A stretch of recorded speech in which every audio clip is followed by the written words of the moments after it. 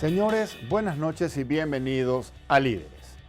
La Fundación CIRT es una organización que tiene 32 años en el mercado. Se dedica a asesorar a empresas del sector público y del sector privado para mejorar sus modelos de gestión. Nuestro invitado en el programa de hoy es su presidente, el señor Agustín Carrizosa, con quien vamos a hablar acerca de liderazgo y el momento económico que estamos viviendo en el país. Luego de la presentación del programa, conversamos con el señor Agustín Carrizosa. Líderes es presentado por Samsung.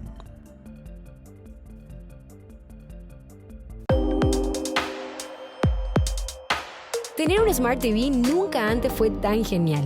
Con la función QSmart accedes a todo el entretenimiento que quieras, desde tus redes sociales, estrenos y hasta partidos de fútbol. Disfruta de todas las opciones que tiene tu Smart TV, sin límites para tu entretenimiento. Además, podés administrar todos tus dispositivos con un solo control. Bienvenido al mundo premium de la tecnología QSmart. Bienvenido al futuro con Samsung.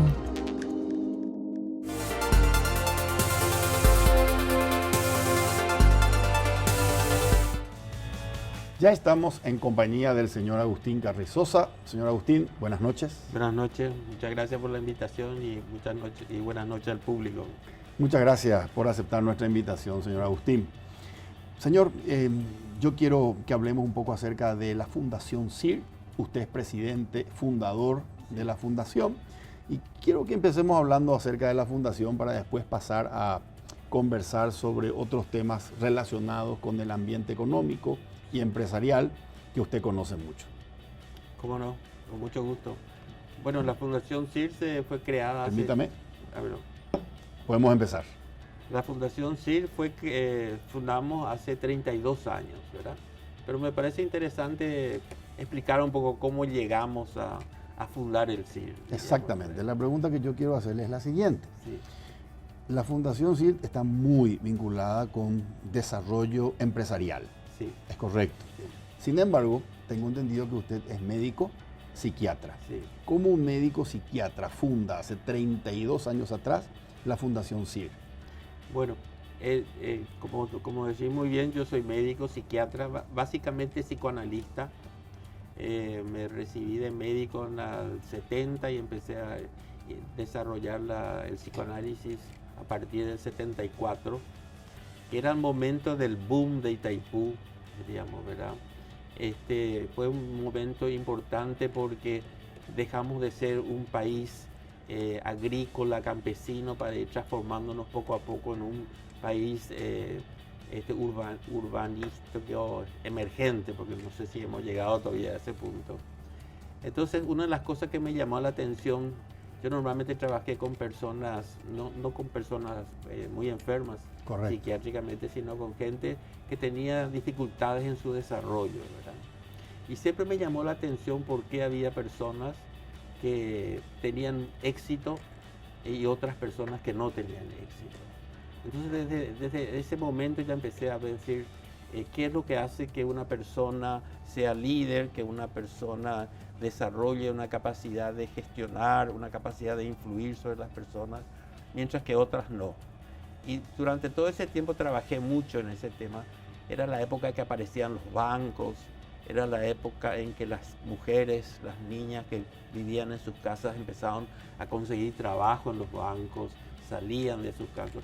Personas que tenían su familia en el campo, llegaban a la ciudad y también eran contratadas por los bancos, por las empresas emergentes en ese momento. Y me di cuenta que había toda una dificultad en las personas de pasar, diríamos, de ese modelo tradicional, conservador, a un modelo más dinámico, diríamos, ¿verdad? Y algunos lograban cambiar y otros no lograban, diríamos, ese cambio. Ahí es donde yo intervenía en las personas que tenían dificultad para realmente ese cambio. Y entonces me especialicé mucho en eso, ¿verdad? En el comportamiento para la gestión, el comportamiento para el cambio, el comportamiento para cómo la persona se transforma en un agente de desarrollo de su comunidad, ¿verdad? Y trabajaba en mi consultorio muy tranquilo, con mi diván y mis pacientes, hasta que cae el gobierno de Stroessner, ¿verdad? Sube como ministra la doctora Cintia Prieto, una amiga mía, y me pide que trabaje en la formación de una unidad de salud mental. Hasta ese momento yo había trabajado, ya habíamos nosotros fundado en el año 70 el Instituto Médico Psicológico, el IMESI famoso, también papá con papá, el de NIDE, la escuela de NIDE. Entonces siempre estuve muy conectado a organizaciones sin fines de lucro, ¿verdad? En ese momento también fui presidente del Comité Paraguay-Kansas durante 8 años, ¿verdad? Fue también un momento de transición en el comité. Entonces tengo mucha habilidad para la organización. Entonces al poco tiempo de estar organizando el departamento, la doctora Prieto me pide si podía pasar a ser director del gabinete técnico, que era una especie de viceministerio de gestión, ¿verdad? Manejaba toda la parte de recursos presupuestarios, manejaba recursos humanos, infraestructura, etcétera, ¿verdad? En el Ministerio de Salud Pública. En el Ministerio de Salud Pública. Eso fue del año 90 hasta el año 93, 94. El gobierno del general Andrés Rodríguez. El gobierno del general Andrés Rodríguez. Trabajamos muy bien. Y en ese momento me di cuenta de dos cosas. Una cosa con relación a mí, me di cuenta que me faltaba capacidad de gestión. Tenía habilidad de liderazgo, tenía habilidad de influir sobre la gente, pero necesitaba más las habilidades de gestión, las habilidades estratégicas, digamos, ¿verdad?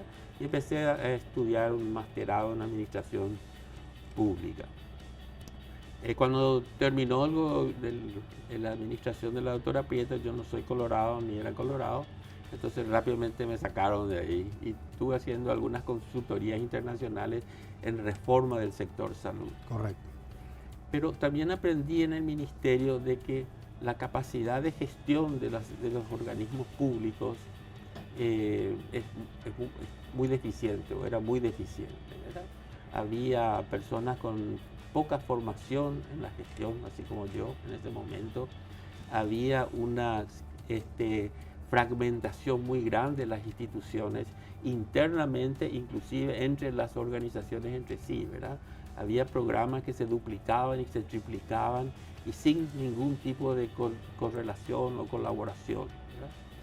Entonces me di cuenta que uno de los problemas graves de nuestro país, aparte de los problemas, indudablemente no estoy negando la corrupción y otros modelos clientelares prebendarios que existen, pero un aspecto me parece importante, o siempre me pareció importante, es el tema de gestión. O sea, cómo gestionar proyectos para el bien común. Correcto. O sea, cómo hacer proyectos que realmente sirvan para la mayoría, ¿verdad? Y ahí ahí fundamos el CIR, fundamos la Fundación CIR. La Fundación CIR quiere decir Centro de Información y Recursos para el Desarrollo. Centro de Información y Recursos para el Desarrollo. Fue una organización, es decir, tuvimos mucho apoyo en ese momento de la Embajada Americana, ¿verdad? Vino un primo mío que estaba trabajando en la CEPAL, Álvaro Caballero, con quienes le convencí que se quede a trabajar con nosotros. ¿Fue director del Banco Central? ¿Puede ser? Fue también, después de eso, fue como director. O sea que empezamos a crear la Fundación CIR. Y la Fundación CIR básicamente y sigue siendo, yo creo, está orientada a la gestión sobre todo a la gestión pública, o sea, a la gestión del bien común. Correcto. ¿Verdad? Nosotros siempre me dicen, pero ¿qué es lo que hace el CIR? Hace trabajo, hace salud, y realmente hacemos una serie de actividades, pero básicamente nuestro fuerte es la gestión. Nosotros venimos implementando, en este momento hemos implementado más de 130 proyectos en estos 30 años, ¿verdad? De diferentes tipos, Correcto. Siempre orientados al desarrollo, ¿verdad? Sí. Partimos de que el desarrollo nosotros entendemos como una falta de oportunidad y opción que las personas tienen, diríamos, ¿verdad? O sea, usamos mucho el concepto de Amartya Sen, ¿verdad? Entonces, ¿cómo mejorar las capacidades de las personas para que las personas puedan realmente gerenciar la cosa pública, ¿verdad? Y no solamente dentro del sector público, porque también administradores públicos son los que dirigen las organizaciones de la sociedad civil.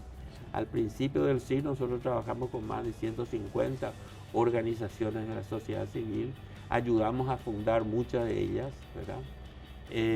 Entonces siempre estamos, ¿verdad? Y también con el sector empresarial, pero más orientado a las pequeñas y medianas empresas, ¿verdad? Correcto.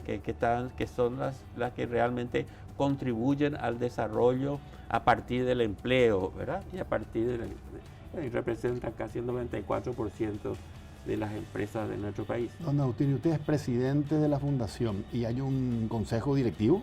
Sí, nosotros tenemos, esta es una fundación. La fundación se creó a partir del Comité Paraguay Cáncer. Cuando yo fui presidente del Comité Paraguay Cáncer, en ese momento creamos el CIR, ¿verdad? Y con fondos de USAID, y al crearse, diríamos, el CIR, entonces el Comité Paraguay Cáncer pasó los recursos que eran desde luego del CIR, sí, al CIR, y ahí se creó un consejo. Como es una fundación, no es una asociación, es una fundación. Correcto. Entonces tenemos 7 miembros titulares y 3 miembros suplentes. Esos miembros titulares duran el tiempo que ellos quieran en el consejo, y cuando renuncian pueden pedir a otra persona, o sea, darnos nombre de 2 o 3 personas para incluir, pero ellos son los responsables, los cuidadores, diríamos, del CIR, ¿verdad? Bueno, tenemos varios miembros, no sé si hace falta nombrar, pero hemos tenido muy buenos miembros, personas que nos han ayudado a guiar. Desde luego que yo creo que el liderazgo no se nace líder, uno se va formando líder, y parte importante de la formación de un líder es lo que se nutre de otros líderes, ¿verdad? El líder para mí no es alguien que genera seguidores, el líder para mí es alguien que genera líderes, ¿verdad? Okay. Esa es una función importante. Me gustaría que conversemos sobre ese tema, sí, específicamente liderazgo, ya que usted mencionó que estudió mucho a las diferencias entre aquellas personas, sí, que tenían las habilidades o las desarrollaban y aquellas que parecían tener más problemas para desarrollar esas habilidades. Pero antes quiero hacerle la siguiente consulta, señor Agustín. 30 años después de la caída del gobierno de Stroessner, ¿cómo cree usted que han mejorado nuestras capacidades en instituciones públicas de gestión? Aquello que me decía al principio, muy fragmentado, un mismo programa se replicaba más de una vez, falta, sí, de coordinación, todo eso es falta de gestión, obviamente. Sí. ¿Cómo hemos mejorado en esa habilidad en estos 30 años? Lastimosamente no mucho, ¿verdad? O sea, nuestro proceso de cambio, no solamente en el ámbito organizacional y gerencial, sino inclusive, y más quizás más importante, en el ámbito político, no hemos tenido ese cambio que hace falta, digamos, ¿verdad? En otros países esos cambios han sido gracias a revoluciones o gracias Nosotros hemos iniciado un proceso, pero con un sistema público sostenido sobre el prebendarismo, ¿verdad? Y el control político, diríamos, ¿verdad? Nuestro modelo de gobierno no es un modelo orientado al desarrollo, es un modelo orientado al control y sobre todo al control del poder, diríamos, ¿verdad? Entonces es muy difícil la transformación del modelo de gestión. Nuestro modelo de gestión ha cambiado en alguna medida, pero, por ejemplo, la coordinación entre instituciones es muy difícil, ¿verdad? Porque cada institución controla su poder. Y si vos mirás las instituciones públicas, la mayoría de ellas son como pequeños estados. Sí. ¿Verdad? Y por eso la duplicación, ¿verdad? Entonces el Ministerio de Trabajo tiene empleo, tiene emprendedorismo, tiene salud, ¿verdad? Sí. El Ministerio de Salud tiene emprendedorismo, tiene empleo. Sí. O sea, todo como que cada sector, en vez de interconectarse, al contrario, se va aislando más, se va volviendo silos, ¿verdad? silos muy cerrados que muy difícilmente colaboran, ¿verdad? Correcto. Y el modelo de gestión, si no está sustentado en la colaboración, es muy difícil que pueda desarrollarse. Este gobierno por primera vez, yo creo que ha hecho 2 cambios importantes, ¿verdad? Pero no, posiblemente no reconocido o no es el momento. Uno de ellos es de que está coordinando acciones, ¿verdad? Por ejemplo, el programa de protección social, hay 32 organizaciones que están procurando colaborar. Muy difícil, pero están procurando colaborar, ¿verdad? Y otras organizaciones que algunas siguen encerradas en silos. Y el otro es el modelo de liderazgo, ¿verdad? Es decir, el modelo de liderazgo de Marito, es un modelo muy horizontal que cuesta a los paraguayos aceptar ese modelo, diríamos, ¿verdad? Yo creo que él tiene una falla en el sentido de que un modelo horizontal necesita autoridad, ¿verdad? Necesita ciertas definiciones que él no transmite. No sé si no transmite porque en este momento él está esperando cuándo se va a acercar más fuertemente del gobierno, que pareciera que está haciendo ahora, o si es que su modelo nomás es muy laissez-fairista, ¿verdad? Correcto. Pero No, este modelo de liderazgo... antes de pasar, Sí. yo diseñé un modelo de estudio de 2 tipos de liderazgo que hay en el Paraguay, ¿verdad? El modelo que yo le llamo Tendotá, Sí. que es el modelo Verticalista. el guerrero que va y toma el momento en crisis y después, ¿verdad? Y el otro modelo, este Tendotá podría ser un poco el modelo de Nicanor, de Cartes, ¿verdad? Y el otro modelo, que es un modelo más, un modelo más horizontal, que le llamo ¿cómo es? El Tendotá, y el otro es al revés de Tendotá, aquí me ayuda. Ese modelo que usted está mencionando, Sí. Burubilla. Burubilla. Sí. El modelo Burubilla es un líder más de consenso, un líder más de diálogo, un líder, ¿verdad? Entre los guaraníes, el Tendotá gobernaba en el momento de la guerra. Se acababa la guerra y se lo sacaba él, y aparecía el Burubilla, que era un liderazgo más de consenso, diríamos, ¿verdad? Cierto. Entre eso hay una variedad de otros submodelos, ¿verdad? Ok. Pero uno tiene que tener la habilidad, un buen líder tiene que tener la habilidad de pasar de momentos de Mburubishá a momentos de Tendotá, dependiendo de la crisis, ¿verdad? Okay. Esta última crisis que tuvimos nosotros, yo creo que faltó un poco más de Tendotá para resolver la crisis, ¿verdad? Yo creo que Marito se quedó muy en Mburubishá en ese momento, y necesita un poco más del otro modelo. Perdón, yo te interrumpí. No, era solamente para decirle que alguien mencionó hace poco en televisión que el estilo de liderazgo del presidente de la República se llama liderazgo soft, Sí. liderazgo blando, que no es ese liderazgo más fuerte, más centrado en la figura de un líder más verticalista y centralista. Ahora, algunas personas opinan que tal vez la situación en la que el presidente Abdo toma el país y la tormenta que le llegó apenas tomó el país y que repercutió en lo económico, tal vez no requería este estilo de liderazgo en particular. Sin embargo, usted lo mencionó como algo positivo en la actual gestión. Mencionó, por un lado, este gobierno está articulando algunos proyectos, y por otro lado, el estilo de liderazgo horizontal son cosas positivas dentro de este gobierno. Pero algunas personas critican eso, señor Agustín, y dicen que el liderazgo soft en este momento es percibido como falta de la figura de alguien que tiene el volante o que tiene el timón del barco, y que genera a todos los que estamos dentro del barco cierta tranquilidad de que hay alguien a cargo. Da la percepción de que ese estilo de liderazgo no es muy, o tal vez no sea el adecuado en momentos en donde hay otras figuras muy fuertes también, ¿verdad? Por ejemplo, una figura fuerte en Yacyretá, otra figura fuerte en el Parlamento. Entonces la gente dice, ¿y quién manda? Claro. No, y es cierto, o sea, yo estoy de acuerdo con eso. No sé si le llamaría soft. Me parece que soft es un nombre un poco muy soft.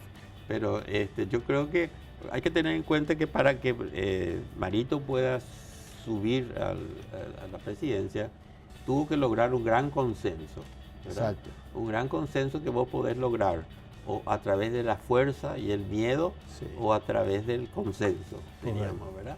Él no creo que tenga el dinero necesario, ni tenía la fuerza necesaria como para amenazar, ¿verdad? Como Sí. tenía Stroll, no tenía el ejército, tenía ¿verdad?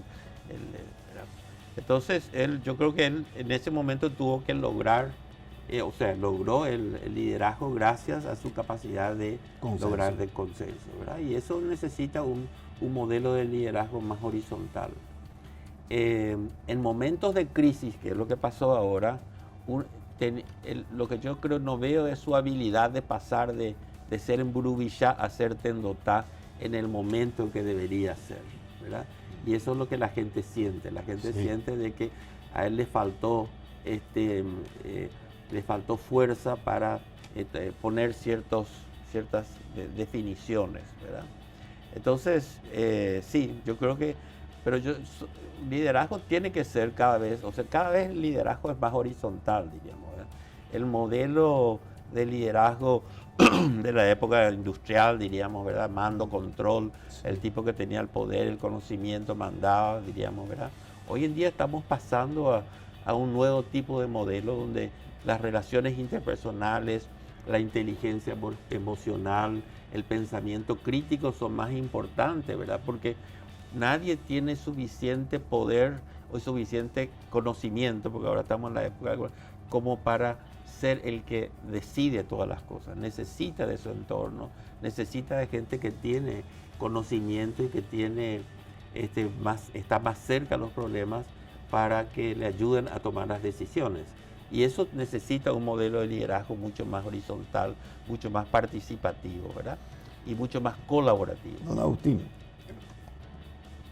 su opinión respecto a el estilo de liderazgo del actual presidente de la República.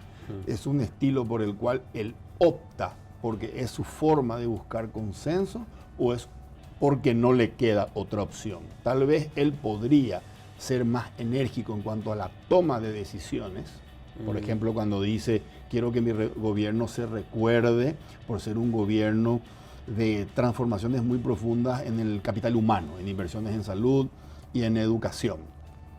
Pero no tiene eco lo que dice por el estilo de liderazgo. Él tal vez sea que no tiene otra opción porque tiene que articular entre los diferentes actores de la política, ya que depende de ellos. No sé si es tan voluntario ese estilo o él no puede demostrar cierta energía en su liderazgo porque los otros le dicen, pará, porque nosotros te pusimos ahí. Yo creo que es su estilo de liderazgo, indudablemente que su estilo le permitió llegar a donde está, Cierto. digamos, ¿verdad? Pero yo creo que es su estilo de liderazgo. Lo que pasa es que, y tampoco el ser horizontal o el ser soft, como dicen, no significa que no tenga autoridad, que no tenga fuerza, diríamos, ¿verdad? Yo creo que él o no tiene fuerza, eso es lo que o no estamos pudiendo darnos cuenta de su fuerza porque su sistema de comunicación es muy pobre, ¿verdad? Correcto. ¿Verdad? Entonces, ahora por ejemplo, he visto que escuché ayer que dijo que él en este momento no va a cambiar ministros, Sí. ¿verdad? Cuando todo el mundo está presionando. Hay un juego político detrás también, que por supuesto es parte del rol de los políticos, con toda esta relación de Marito, el desastre Marito, Exacto. o que tiene que cambiar esto, tiene que cambiar, como que hubiera una cantidad de imposiciones. El peligro que él se deje llevar por esas presiones y en vez de tomar decisiones, reacciones, ¿verdad? Cierto. Que él puede querer decir, bueno, ahora yo voy a demostrar que tengo fuerza, ¿verdad? Cuando él lo que necesita es comunicar bien cuáles son las ideas y su estilo de liderazgo. Yo creo que es difícil en nuestro país porque todos queremos Tendotá. O sea, eso... Sí. No, todos queremos a alguien que nos diga qué es lo que hay que hacer, ¿verdad? Pero volveríamos otra vez a lo mismo, porque los líderes dotados, los líderes fuertes, no logran crear ciudadanía, no logran crear comunidad. Crean muy buenos instituciones organizadas, etcétera, etcétera, pero no logran crear responsabilidad y compromiso en los ciudadanos y en los funcionarios públicos. Ok. Don Agustín, quiero volver al punto de gestión. Sí. Mencionó usted que uno de los problemas para mejorar la gestión de instituciones públicas tienen que ver con la prebenda y el clientelismo. Sí. Quiero que me diga, ¿qué otras amenazas tiene la gestión de las instituciones públicas, aparte del prebendarismo y el clientelismo? ¿Qué otras amenazas hay y que impide que mejore la gestión? Bueno, primero de todo, el tema de que no hay una carrera de la función pública que esté funcionando adecuadamente, diríamos, ¿verdad?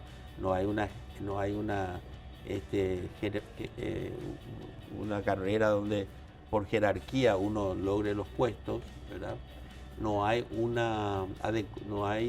tampoco una planificación del Estado suficientemente eficiente, diríamos, ¿verdad? Estos silos y estas duplicaciones de proyectos siguen funcionando, diríamos, ¿verdad? No hay un liderazgo penetrante en las instituciones, ¿verdad? Según nuestros cálculos, un ministro gobierna 1 o 2 anillos nomás por abajo. La organización disfunciona por su cuenta, ¿verdad? Porque no podemos decir que funciona. Lo correcto es que el aparato del Estado se vaya capacitando, se vaya habilitando, se vaya volviendo cada vez más efectivo, más eficiente, diríamos, ¿verdad? Y que los cambios políticos se den a nivel de las decisiones políticas, ¿verdad? Nosotros al revés, o sea, no existe una estructura técnica, una tecnocracia adecuada como para que las organizaciones puedan seguir funcionando y simplemente siendo orientadas por orientaciones políticas, diríamos, ¿verdad? Ok, don Agustín, la ley de la función pública juega a favor de la modernización y de la eficacia y eficiencia de la gestión de las instituciones públicas, o en contra. Bueno, primero de todo que la ley de la función pública no se implementa. Se salió la ley, la última por lo menos, ¿verdad? Yo no sé si hay otra nueva. Nunca se hicieron, creo que tiene 3.600 demandas hasta que dejó de funcionar, diríamos, ¿verdad? Entonces no hay una ley de la función pública. O sea, debería haber una ley, debería haber una categorización, ¿verdad? De que vos puedas realmente ir ascendiendo, ¿verdad? Los salarios son totalmente desiguales. Un director en un lugar gana 14 millones y en el otro lugar gana 2.800.000, diríamos, y la misma categoría, ¿verdad? Para ascender, y esto afecta inclusive al servicio, diríamos, ¿verdad? Porque una de las cosas que nosotros observábamos cuando estaban en salud era de que realmente el médico a nivel, o la enfermera, a nivel de los servicios, no mira al cliente, que es el paciente, sino que mira a su jefe, que es el que le va a ascender o le va a... ¿verdad? Entonces, la voz del paciente no tenía fuerza, diríamos, ¿verdad? Nosotros ya con el CIR organizamos una estrategia de crear lo que se llaman los consejos locales de salud, ¿verdad? ¿Cuál era el objetivo? El objetivo era de que los ciudadanos adquieran voz, de que realmente puedan incidir sobre el médico, sobre la enfermera, no en el sentido de someterle, pero en el sentido de que se le escuche, ¿verdad? Y tuvo mucho éxito, ¿verdad? Tuvo oposición durante casi 10 años de parte del Ministerio de Salud, que se oponía al modelo, pero hoy en día ya es una política pública. Y ahí es interesante porque durante esos 10 años los consejos eran autosuficientes, ¿verdad? Ellos trabajaban, creaban sus famosas chorizadas, ¿verdad? Fiestas, qué sé yo, juntaban plata y con eso ellos pagaban inclusive servicios que los centros y los puestos de salud no podían. No podían. Okay. Después En la época ya de Lugo, ellos pasan, el gobierno hace gratuita la salud. Entonces, en vez de que ellos trabajen, el Estado le da a los consejos recursos, le da unos recursos, ¿verdad? Y desaparecieron los consejos como de autogestión, ¿verdad? Se volvieron simplemente en repartidores de recursos del Estado, diríamos, ¿verdad? Perdieron fuerza. Entonces, la gestión pública no puede ser una gestión que transforme al ciudadano en un cliente, sino que tiene que ser una función que transforme al ciudadano en una persona con iniciativa, con autosuficiencia, ¿verdad? Con capacidad de cambiar. Eso es lo que decíamos, ¿verdad? Los líderes no tienen que formar seguidores, tienen que formar líderes, ¿verdad? Correcto. Y el Estado, la función del Estado es formar ciudadanos. Y eso significa desarrollo, significa servicios y significa capacidad humana. Correcto. Quiero volver al tema liderazgo. Sí. Me decía al principio que desarrolla toda una vocación, al principio de su carrera, analizando a los jóvenes que tienen más o menos habilidades para ser líderes y aquellos a quienes les cuesta más. En el sector empresarial se sabe que no es posible crecer si uno no tiene gente en quien pueda delegar. Sí. A partir de ahí uno no puede crecer. Pero para contar con esas personas no es simple. No es fácil desarrollar gente que tenga las habilidades de liderazgo en quienes se puedan delegar responsabilidades y objetivos. Algunas personas cuentan con esas habilidades y a otras les cuestan, más allá de programas de capacitación y de inversiones que se hagan. ¿Por qué esa diferencia, don Agustín? ¿En las personas? En las personas. Bueno, yo creo que, primero todo hay que reconocer que el sector empresarial en el Paraguay ha crecido muchísimo. Cierto. Digamos, ¿verdad? Unas aclaraciones ahí. Yo creo que delegar implica, ¿no? Acá se confunde delegar con dejar que el otro haga, ¿verdad? Delegar significa, es un proceso de interactivo importante, ¿verdad? Entonces muchas veces lo que observamos es de que la gente delega, y le deja nomás al otro que haga y después le critica por lo que no hace, ¿verdad? Delegar es una relación de trabajo importante, digamos, ¿verdad? Yo no creo que haya gente que no tiene la capacidad de cambiar y de transformarse en un verdadero agente de cambio, ¿verdad? En los últimos 3-4 años, el CIR está creando lo que se llama el Instituto CIR, ¿verdad? Todo lo que nosotros aprendimos durante todos estos años en cuestiones de gestión, porque nosotros gestionamos proyectos, estamos transformando en un modelo que le llamamos gestión del siglo XXI, que integra tanto estas habilidades habilidades cognitivas con las habilidades blandas o habilidades psicoemocionales, y también un elemento que yo estoy incorporando mucho también en la formación, que es la inteligencia política, diríamos, ¿verdad?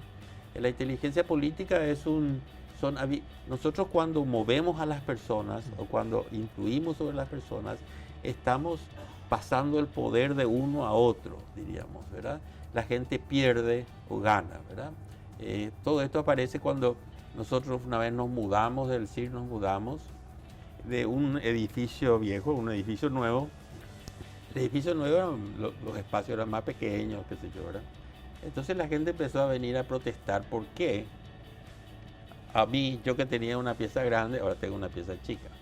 Y ahí me fui dando cuenta de que realmente una cosa que nunca tenemos en cuenta es el juego de poder que se da cuando uno implementa un proyecto, etcétera, ¿verdad? Cuando hay ganadores y hay perdedores, diríamos, ¿verdad? Entonces hay gente que si vos no tenés en cuenta esos juegos, esas personas que en vez de comprometerse con tu gestión y apoyarte, se transforman en enemigos o bloqueadores, ¿verdad?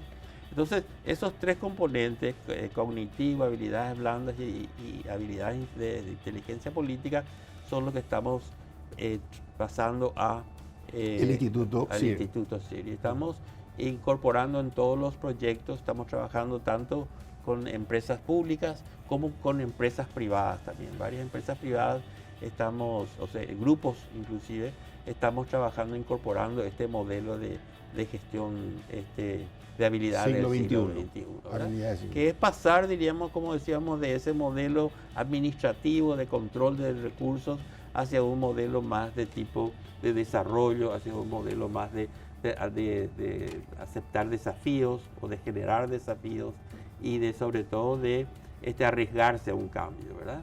Si nuestro país, ayer estábamos escuchándole a Banana Ferreira, que me pareció muy interesante cuando él dice de que el 2019 ya nos tenemos que preocupar nomás por el 2019.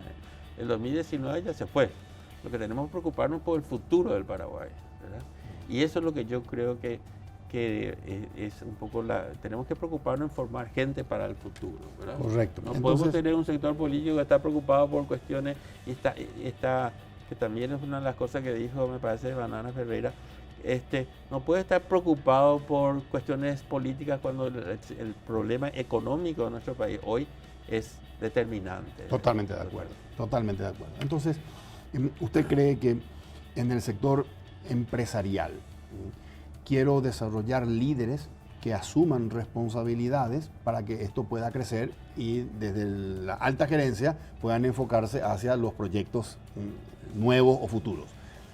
¿Se puede transformar a seguidores en líderes que tengan a su cargo dirigir a personas? Sí, y esa es una de las las diferencias entre el liderazgo horizontal y liderazgo, ¿verdad? El liderazgo horizontal es un liderazgo de ayuda, es un liderazgo de humildad, ¿verdad? Es un liderazgo donde yo le transmito a la persona, yo le apoyo a la persona para que la persona se transforme en un líder, ¿verdad? Si yo soy un líder autoritario, un líder tengo muchos seguidores, ellos van a obedecer lo que yo diga hasta que yo pierda el poder, ¿verdad? Pero ellos van a seguirme a mí, ¿verdad? Ese tipo de liderazgo no genera líderes. El único tipo de liderazgo es el líder que es una persona que enseña, que apoya, ¿verdad? Que se preocupa más por la institucionalidad que por él, ¿verdad? Agustín, le habrá escuchado usted, a mí me toca escuchar mi trabajo en el sector privado, que anteriormente la fuerza laboral, los trabajadores, las personas, sí, teníamos estábamos seteados de otra manera, diferente, sí, lo que hoy somos los viegenials, ¿verdad? Nos decían, esto tenés que hacer de esta manera, en tanto tiempo tenés que terminar. ¿Y qué decíamos nosotros? Sí, decíamos. Sí, claro. ¿Me podés mostrar una vez más, por favor? Nos mostraban y después, con resignada obediencia, hacíamos lo que teníamos que hacer. La fuerza laboral que fue envejeciendo y que le dio paso a un nuevo tipo de trabajador con un nuevo tipo de mentalidad. Sí. Entonces, hoy el jefe le dice al trabajador, esto tenés que hacer de esta manera y para tal hora tenés que terminar, y el trabajador dice, ¿y por qué? ¿Y por qué de esa manera? ¿Y por qué tan poco tiempo? O no quiero hacer, me voy a otro lugar. No, o no quiero hacer. Sí. Entonces, cuando a mí me dicen, vas a dejar de ser un funcionario staff para pasar a ser el jefe del área, yo no voy a tener esa fuerza de trabajo a mi cargo que con resignada obediencia decía, bueno, lo voy a hacer porque vos sos mi jefe y me decís que yo lo tengo que hacer. Al contrario, voy a tener un grupo de gente que va a comenzar permanentemente a poner en duda, ¿y por qué tengo que hacerte caso? ¿Y por qué vos sos el líder? Simplemente porque la empresa te eligió, pero motivanos a que nosotros sigamos tus... Eso genera que muchas veces personas a quienes se les ofrece la oportunidad de liderar un grupo de trabajadores dicen no, es una fuerza de trabajo más difícil, y peligrosa. Y yo me voy a quemar. Entonces las empresas se preguntan, pero este chico tiene las habilidades, no se anima porque el desafío de liderar a la fuerza de trabajo de los millennials, etcétera, es muy más difícil de lo que era con las generaciones que le preceden. ¿Se puede desarrollar o eliminar ese miedo en las personas para que asuman una posición de liderazgo en este contexto, don Agustín? Sí, se puede, pero Por eso hay que tener en cuenta que el liderazgo de antes es otro liderazgo, diríamos. Ese modelo de antes no sirve. Y la persona que no tiene la habilidad de adaptarse al cambio deja de ser líder, ¿verdad? Ahí es donde se nota quién es líder y quién no es líder, ¿verdad? El líder es la persona que es capaz de seguir el proceso de cambio. Es mucho más difícil para mí, por lo menos, que yo estoy ya, ¿cómo le dijiste? Vieja. Los viegenials. Los viegenials. Es mucho más difícil a veces comprender a los milenios y qué sé yo, ¿verdad? Nosotros tenemos un proyecto grande de empleo juvenil donde buscamos empleo para los jóvenes y nos damos cuenta de que los chicos de repente se les consigue un trabajo y porque no les gusta, deja el trabajo. No me hallo. No me hallo, ¿verdad? Como era antes, no me hallo, pero ahora realmente no me satisface, ¿verdad? El trabajo hoy, el milenio quiere un trabajo que le satisfaga, un trabajo, ¿verdad? Y entonces es mucho más difícil liderar a ese tipo de grupos, ¿verdad? Y las organizaciones tienen que también cambiar. Las organizaciones ya no son esas de tipo de industriales, ¿verdad? De verticalidad, sino que tienen que haber cuestiones que le permitan a la gente desarrollarse, crecer. Okay. La gente ya, si no crece dentro de su organización, si no crece en una relación de trabajo, no se motiva. Y se va. O sea, nosotros tengo bastante experiencia en el caso de justamente de estos modelos de liderazgo tipo el llanero solitario que yo le llamo, ¿verdad? Que son personas que pierden, permanentemente están perdiendo a la gente con la que trabaja, porque las personas ya no se sienten gratificadas, no sienten que crecen. Y antes, en nuestra época, bueno, yo soy mucho mayor que vos, pero en la época mi época, nosotros trabajamos por el salario era lo que nos motivaba, ¿verdad? Sí. Hoy en día no es el salario lo que motiva, hoy en día lo que motiva es la capacidad que tiene la gente de crecer y desarrollarse dentro de lo que está haciendo. Correctísimo, correctísimo. Don Agustín, le propongo hacer una pausa breve, sí. No más de 2 minutos en este momento, y al retomar quiero que hablemos un poco acerca de las perspectivas 2020. Usted es una persona muy vinculada al sector empresarial, y quiero que me comente un poco cómo está el humor social entre los empresarios respecto a los planes, las inversiones para el año que viene. Genial. Hacemos una pausa y cerramos la entrevista con el señor Agustín Carrizosa al volver de la pausa hablando sobre perspectivas de la economía 2020.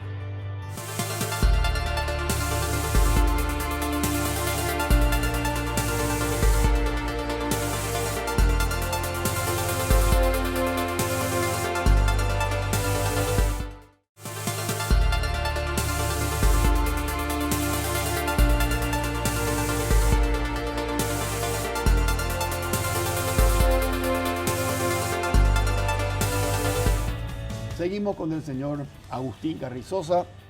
Don Agustín, le preguntaba acerca de las perspectivas 2020. Aparentemente este año va a cerrar o con un estancamiento, es decir, un no crecimiento del PIB, o con una retracción de la economía, es decir, un decrecimiento del Producto Bruto Interno con respecto al año 2018. Pero posiblemente el año que viene se produzca, supuestamente no está tampoco asegurado, el famoso efecto rebote, como pasó en el 2009, que la economía cayó y al año siguiente crecimos 13%, y en el 2012 volvió a caer la economía respecto al año 2011, pero en el año 2013 volvimos a crecer 13,6%.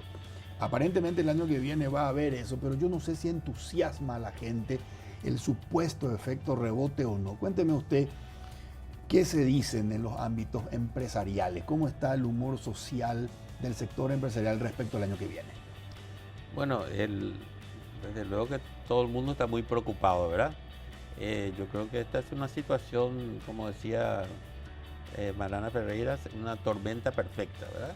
No solamente tenemos problemas internos que tienen que ver con cambio climático, que tiene que ver con el precio de la soja, etcétera, sino que tenemos también cambios externos muy importantes, como es la guerra entre Estados Unidos y China, y los cambios que están sucediendo en la Argentina y en el Brasil, ¿verdad?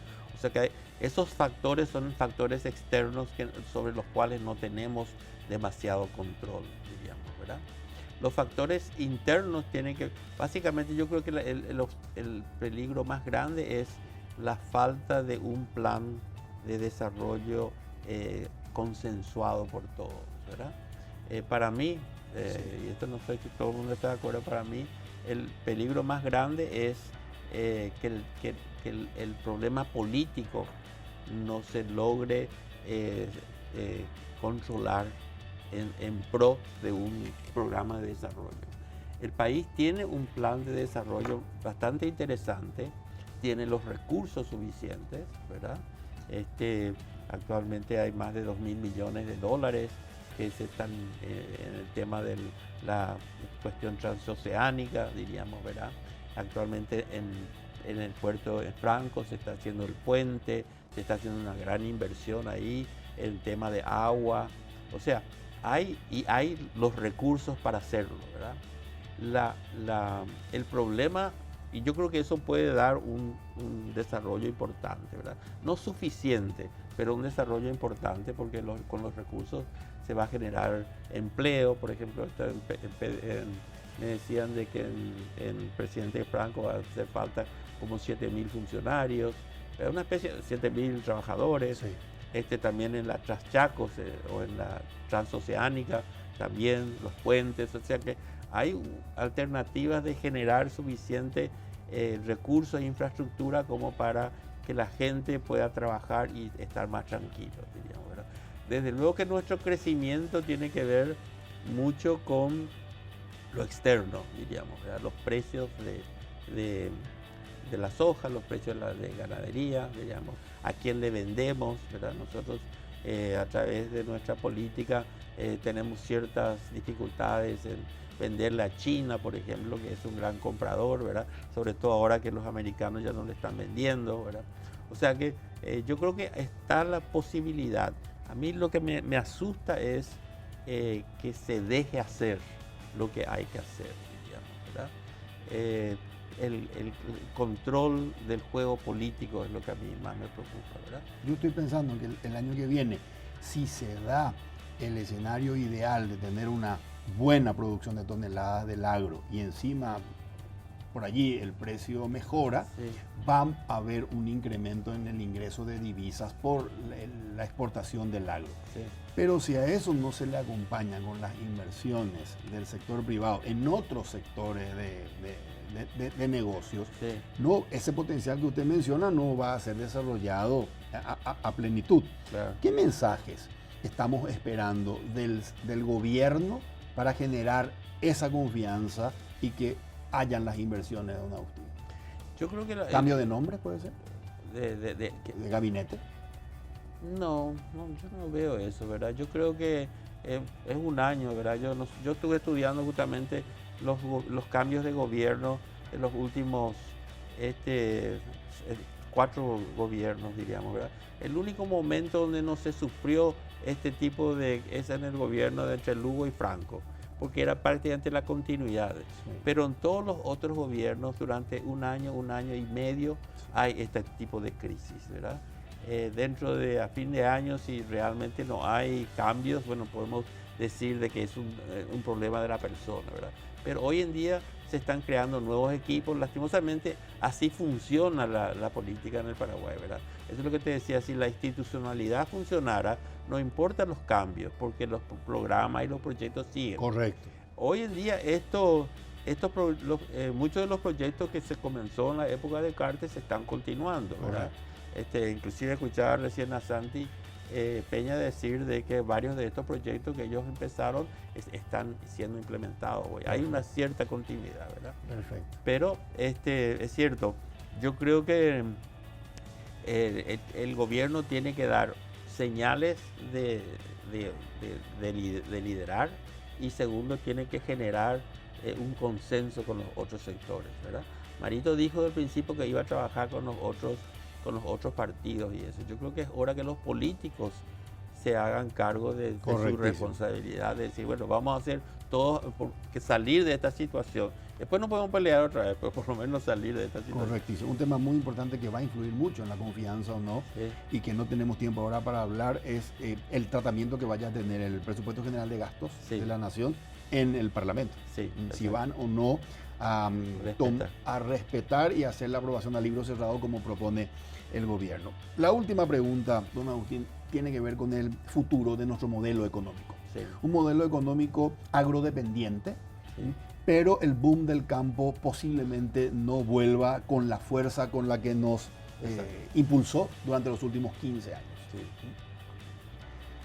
¿Qué estrategias de crecimiento o de activación de nuevos motores que impulsen a la economía podemos impulsar para que nuestro potencial de crecimiento? El señor Alberto Acosta de la Fundación Dende me decía, con el boom del campo cediendo, perdiendo fuerza, nuestro potencial de crecimiento económico es 3.7% al año. No es malo, pero es insuficiente para lo que necesitamos.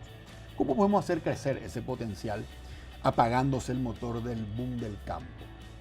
Nosotros tenemos un proyecto que estamos implementando que es de economía creativa, economía naranja, que se llama. Economía naranja. Economía naranja. ¿Qué es la economía naranja? La economía naranja es la economía creativa, es la economía de los creativos, diríamos, ¿verdad? Está ahí la parte artística, está los cines, está en los medios de comunicación, está la parte de marketing, todo eso.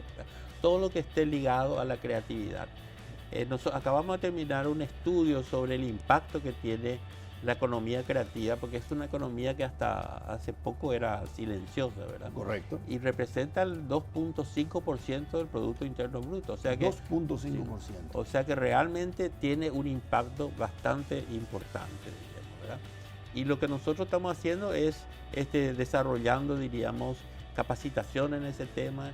Tenemos concursos, unos bonos que damos cada año, 2 veces al año, para iniciativas creativas, ¿verdad?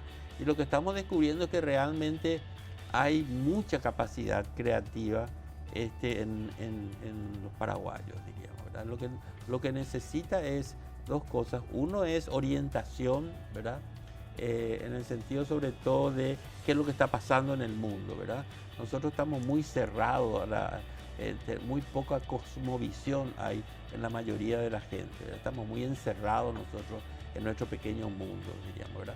Pero vos te vas y empezás a mostrar a los jóvenes, por ejemplo, tenemos programas en Guairá, en Itapúa, donde le vas mostrando iniciativas de otros países y enseguida se despiertan y se van de... Qué bueno. ¿verdad? Qué bueno. Entonces, esa es una cuestión importante.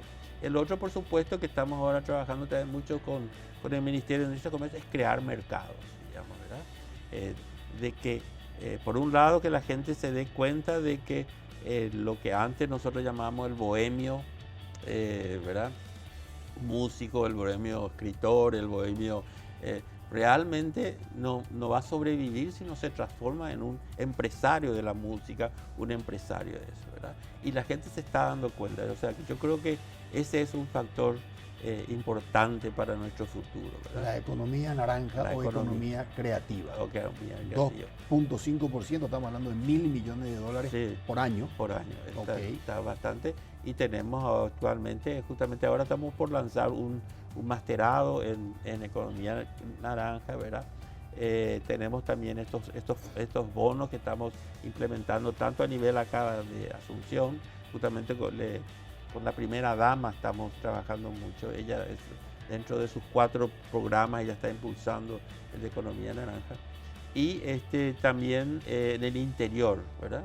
Y en el interior, que personas que están mucho más aislados del cosmomundo, están desarrollando cuestiones muy creativas. ¿Qué está leyendo usted en este momento? ¿Qué estoy leyendo? Bueno, yo leo como 5 o 6 libros a la vez, ¿verdad? O sea, yo no soy un tipo que comienza un libro y termina un libro. Mencióname uno de esos 5. Ahora estoy con el tema de comunicación, ¿verdad? Entonces estoy leyendo un programa sobre marketing, sobre comunicación, y lo que estoy encontrando es que libros viejos como Dale Carnegie, ¿sí? Estoy releyendo esos libros y buscando entender un poco cómo mejorar la comunicación entre los distintos. A partir de todo este tema político y todo este tema, ¿verdad? Yo creo que tenemos un déficit en nuestra comunicación. No sabemos comunicarnos, no sabemos argumentar, no sabemos plantear ideas, diríamos, ¿verdad? Y sobre todo, como yo le decía, yo digo siempre, y Mario Ferreira suele repetir, es el líder de hoy es la persona que escucha, no es la persona que habla. Antes el líder era el que hablaba.